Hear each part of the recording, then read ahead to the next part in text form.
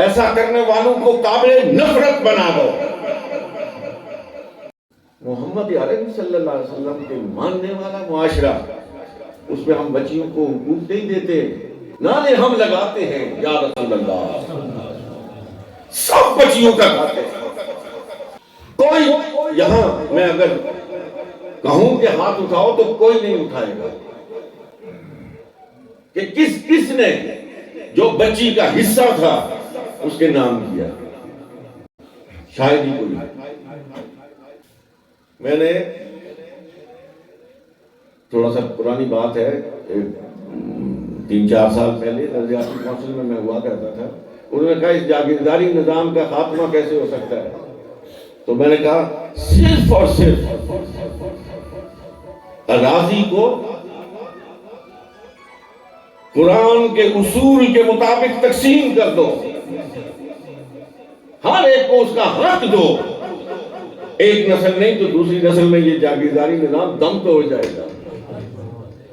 لیکن 4-4 5-5 خواتین بچیاں، نوجوان بچیاں لوگوں نے گھروں میں بٹھائی ہوئی ہیں، اس لیے کہ اگر ان کی شادی کی تو زمین کا بٹوارا ہو جائے گا۔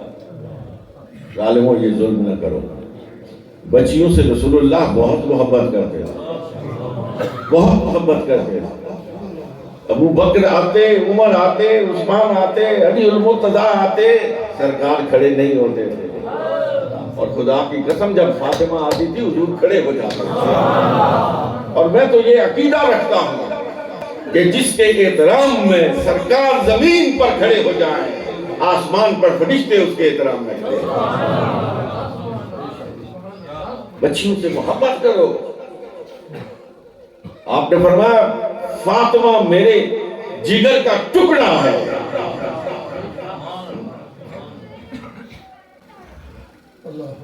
بیویوں کے ساتھ جو میرا اور آپ کا سلوک ہے، میرا تو اچھا ہے، میں تو نہیں کہتا اپنے بارے میں، کم از کم اس بارے میں ٹھیک ہے، لیکن آپ سب میری اس بات پر غور کیجیے گا۔ خدا نے ایک بات کہی ہے، ہن لباس لکم وانتم لباس لہن، بڑی زبردست بات ہے، کتابیں لکھی جا سکتی ہے اس پر، ہن لباس لکم وانتم لباس لہن، عورتیں تمہارا لباس ہیں اور تم ان کا لباس ہے۔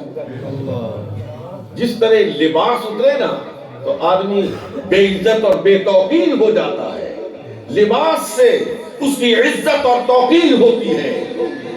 اسی طرح فرمایا عورت مرد کی عزت ہے اور مرد عورت کی عزت ہے، دونوں ایک دوسرے کی عزت کے پاس مانگے۔